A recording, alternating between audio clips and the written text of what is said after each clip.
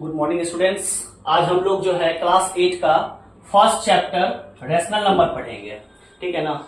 तो first chapter हमारा क्या है? रेशनल नंबर, ठीक है ना। रेशनल नंबर का आज कंसेप्ट जानते हैं, ठीक है ना। उसके बाद फिर एक्सरसाइज भी करेंगे हम लोग, ठीक है। तो पहले हम लोग जानेंगे कि ये रेशनल नंबर होता क्या है, व्हाट इज रेशनल नंबर, ठीक है ना। तो रेशनल नंबर होता है a number which is in the form of a by b where b is not equal to 0। मतलब कि वैसी संख्या, ठीक है ना, वैसा नंबर, ठीक है ना, जो किस फॉर्म में होगा? a by b के फॉर्म में होगा, और b का वैल्यू कभी भी 0 नहीं होगा। b is not equal to 0, ठीक है ना। b का वैल्यू कभी भी 0 नहीं होगा, तो वो नंबर क्या होगा? रेशनल नंबर कहलाएगा। क्या कहलाएगा?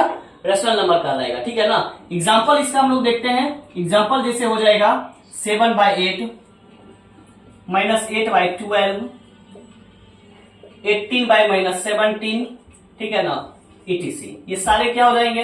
रेशनल नंबर हो जाएंगे। क्या हो जाएंगे? Rational number. तो रेशनल नंबर किस फॉर्म होंगे?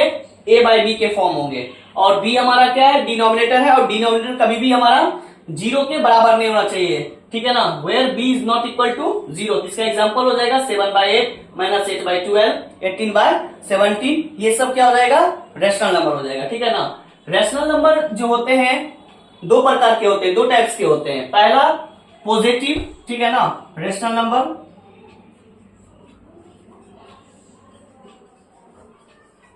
रेशनल नंबर्स, ठीक है ना। इसको 2 पार्ट्स में डिवाइड किया गया है। एक पॉजिटिव रेशनल नंबर और एक निगेटिव रेशनल नंबर, ठीक है ना। पॉजिटिव रेशनल नंबर क्या होता है और निगेटिव रेशनल नंबर क्या होता है, हम लोग उसको भी देखेंगे, ठीक है ना। पॉजिटिव रेशनल नंबर का मतलब होता है, पॉजिटिव मतलब पॉजिटिव, ठीक है ना। मतलब क्या होता है कि इसको हम लोग अगर डिफाइन करेंगे तो क्या होगा कि अ रेशनल नंबर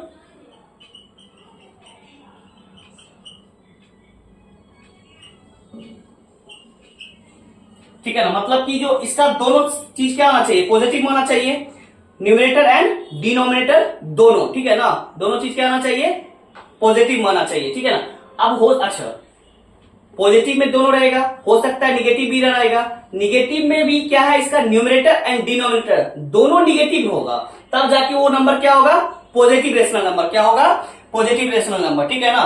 तो पॉजिटिव रेशनल नंबर क्या होता है? A rational number is said to be positive if its numerator and denominator, ठीक है ना। a rational number is said to be positive rational number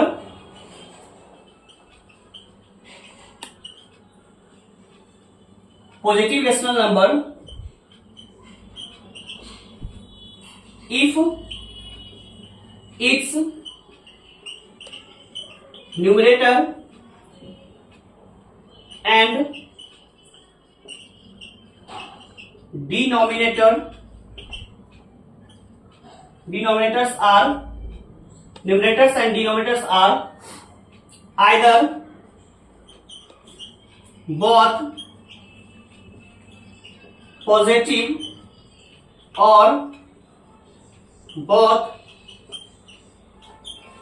negative, ठीक है ना।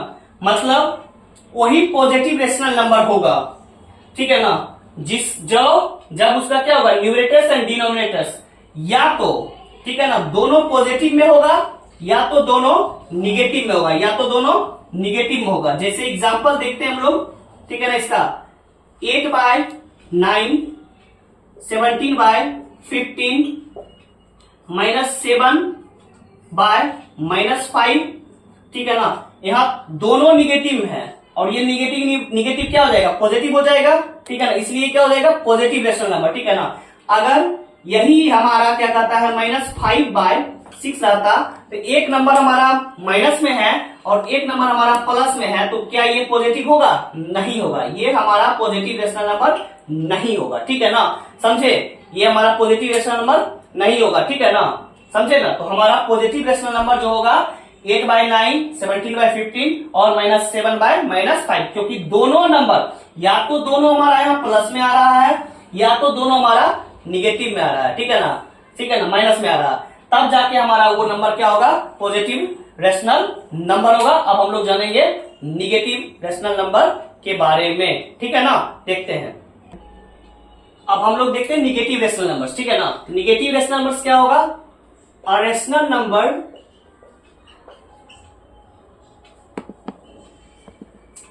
Number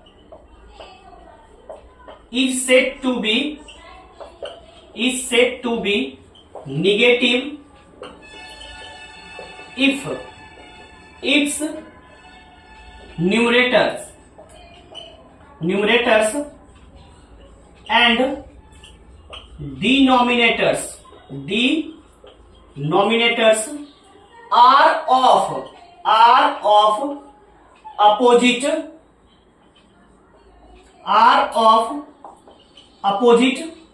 signs। मतलब ये हुआ कि रेशनल नंबर वही निगेटिव कहलाएगा जिसका न्यूमरेटर और डिनोमिनेटर का जो साइन होगा वो क्या होगा? अपोजिट साइन होगा। एक अगर प्लस है तो दूसरा निगेटिव, अगर पहला प्लस है तो दूसरा निगेटिव होगा, और पहला अगर निगेटिव है तो दूसरा पॉजिटिव होगा। ठीक है ना, तब वो हमारा निगेटिव रेशनल नंबर कहलाएगा। जैसे एग्जांपल इसका हम लोग देखेंगे, एग्जांपल इसका हो जाएगा -5/7, 8/-9, 12/-7, ठीक है ना, -18/25 etc। ठीक है ना, इसमें हम देख रहे हैं कि जो हमारा एक ऊपर वाला अगर न्यूमरेटर माइनस में है तो नीचे वाला डिनोमिनेटर पॉजिटिव है, ऊपर पॉजिटिव है तो नीचे निगेटिव, ऊपर पॉजिटिव नीचे निगेटिव, ऊपर जो है निगेटिव है तो नीचे पॉजिटिव है। अगर हमारा ऐसा दे देगा 27/38, तो ये दोनों पॉजिटिव है, तो ये तो हमारा पॉजिटिव में आ जाएगा। ये किस में आ जाएगा? हमारा पॉजिटिव रेशनल नंबर में आ जाएगा। ये निगेटिव में आएगा? नहीं आएगा, ये निगेटिव में। तो निगेटिव के लिए वो क्या होना चाहिए? अपोजिट साइन होना चाहिए। किसका? तो न्यूमरेटर्स एंड डिनोमिनेटर्स का। अपोजिट साइन का मतलब ये हुआ कि एक प्लस में है तो दूसरा माइनस में, अगर ऊपर वाला माइनस में है तो नीचे वाला प्लस में होना चाहिए। ठीक है ना, तो ये हमारा था positive rational number and negative rational number. ठीक है ना, तो अब हम लोग जो है अब देखेंगे क्या? अब हम लोग देखेंगे प्रॉपर्टीज। ठीक है ना, properties of a rational numbers. ठीक है ना, properties of a rational numbers देखेंगे। अब हम लोग देखेंगे properties of a rational number. ठीक है ना, प्रॉपर्टीज बहुत इंपॉर्टेंट होता है, तो इसको देखना जरूरी है। ठीक है, क्लास 6 में भी पढ़े होंगे आप लोग और क्लास 7 में भी पढ़े होंगे। ठीक है ना, तो हम लोग देखेंगे प्रॉपर्टीज ऑफ रेशनल नंबर। ठीक है ना, ऑफ ए रेशनल नंबर। पहला प्रॉपर्टीज, मान लेते हैं कि a/b कोई रेशनल नंबर है। ठीक है ना, a/b, ठीक है ना, a/b कोई रेशनल नंबर है। ठीक है ना, ये क्या है? हमारा रेशनल नंबर है। ठीक है ना, और हमारा m, ठीक है ना, m कोई नॉन जीरो नंबर है। नॉन जीरो का मतलब ये हुआ कि जीरो को छोड़ के, जीरो नहीं होना चाहिए। ठीक है ना, जीरो को छोड़ के। ठीक है ना, जब हमारा m कोई नॉन जीरो नंबर है या फिर नॉन जीरो इंटीजर है, ठीक है ना, तो देन क्या हो जाएगा?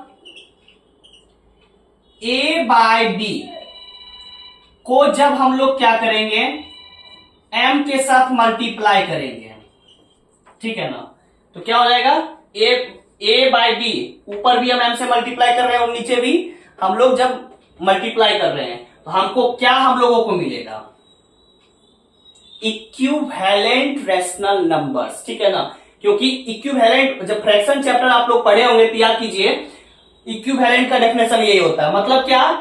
ऊपर और नीचे न्यूमरेटर और डिनोमिनेटर्स में सेम नंबर से मल्टीप्लाई किया जाता है या तो डिवीजन किया जाता है, डिवाइड किया जाता है। ठीक है, हम लोगों को क्या प्राप्त होगा, और इसी को क्या बोलते हैं हम लोग, इक्विवेलेंट, इक्विवेलेंट रैशनल नंबर्स।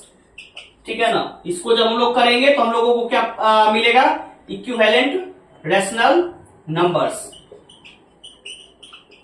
ठीक है ना, उसी प्रकार ए बाय बी कोई, ठीक है ना, ए बाय बी कोई रैशनल नंबर है हमारा। ठीक है ना, और एम, ठीक है ना, एम जो है हमारा क्या है, common divisor of A and B है।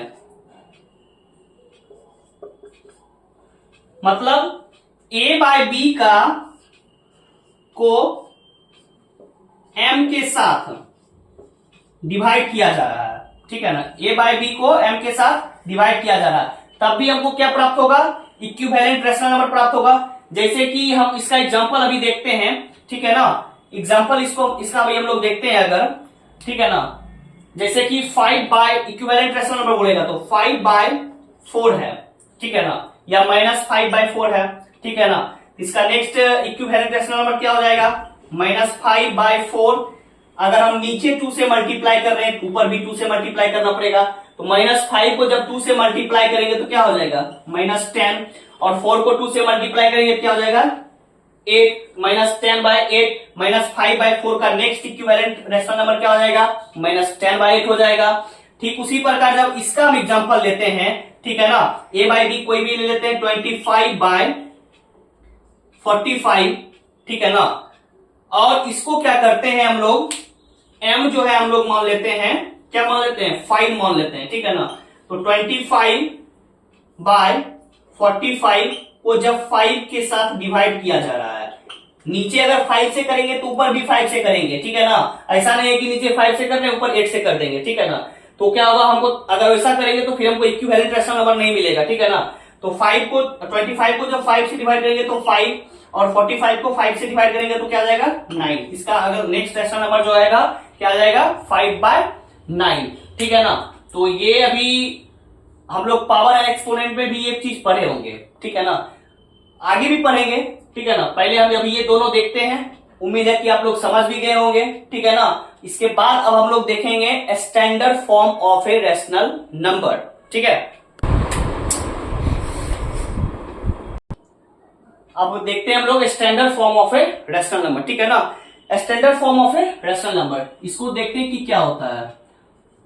A rational number a by b is said to be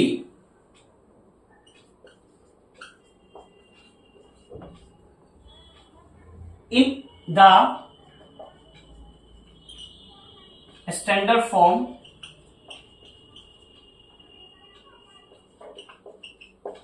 of a rational number if a and b are integers। ठीक है ना, a and b are integers having no common divisor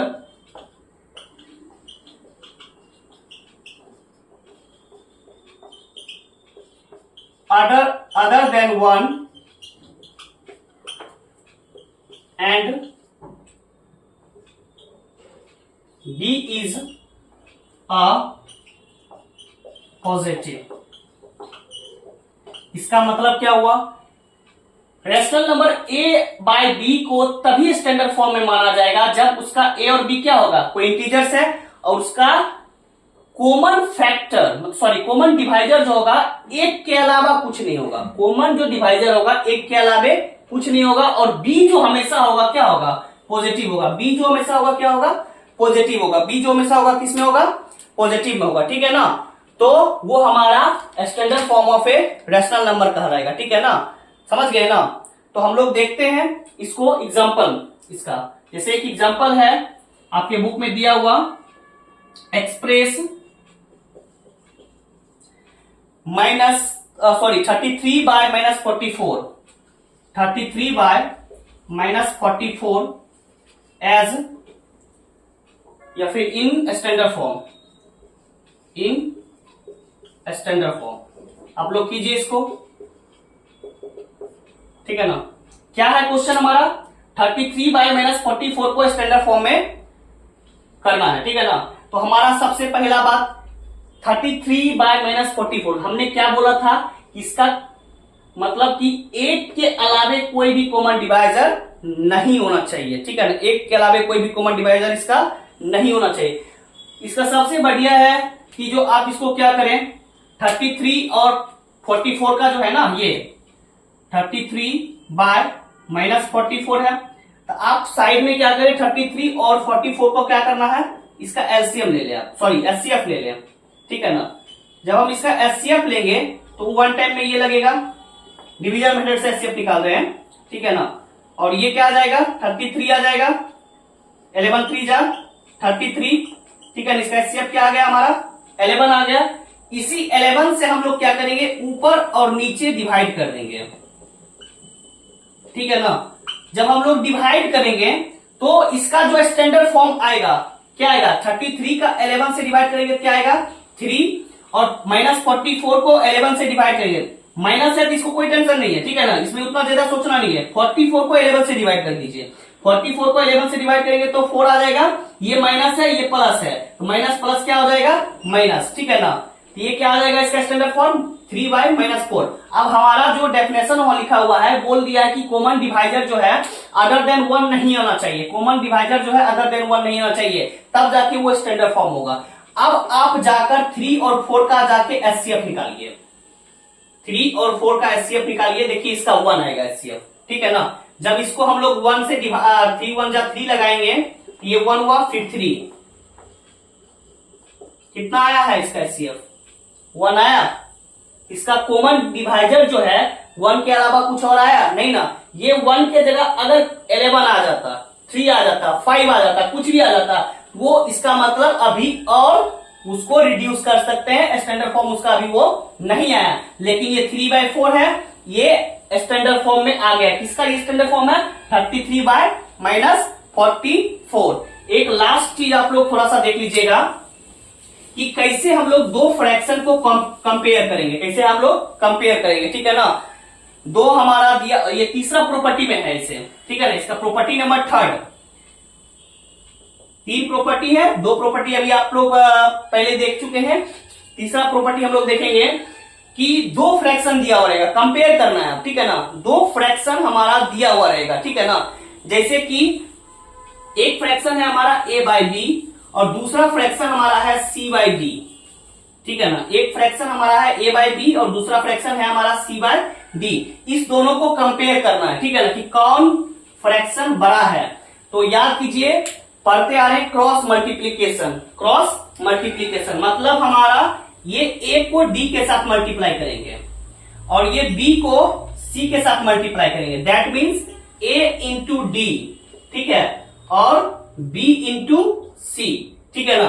तो जिसका value बड़ा आएगा वो बड़ा फ्रैक्शन हो जाएगा। जैसे एक एग्जांपल छोटा सा लेते हैं हम लोग, ठीक है ना, 5/7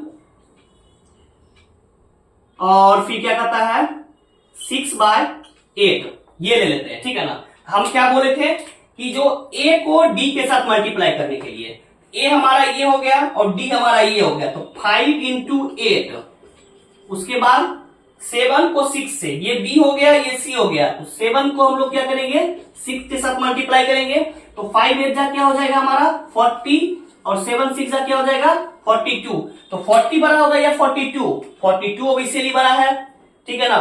42 इज ग्रेटर देन 40, तो इस साइड हमारा घूमेगा। दैट मीन्स क्या हो गया 6/8 का वैल्यू ज्यादा आ रहा है, तो 6/8 हमारा बड़ा हो जाएगा किससे 5/7 से, ठीक है ना। तो इतना कंसेप्ट पर जो है आपका अभी हम आप लोग जो है RS अग्रवाल का चैप्टर 1 रेशनल नंबर का एक्सरसाइज 1A आप लोग बनाइएगा और उसके बाद 1A बनाने के बाद आप लोगों को जहां भी प्रॉब्लम होगी वो लोग आप लोग जो है कमेंट सेक्शन में कमेंट कर दीजिएगा। जो भी क्वेश्चन पे प्रॉब्लम होगी आपको जो है नेक्स्ट वीडियो में उसका सॉल्यूशन मिल जाएगा। लेकिन ये 1A बनाना एकदम इंपॉर्टेंट है, ठीक है ना। ये इतना कंसेप्ट पर जो है आपका 1A बन जाएगा, आप पूरा बना के रखेंगे और जो इस क्वेश्चन में प्रॉब्लम होगी आप इसको हमको कमेंट कर दीजिएगा, हम उसका नेक्स्ट वीडियो में उसको सॉल्व कर देंगे, ठीक है ना। Thank you.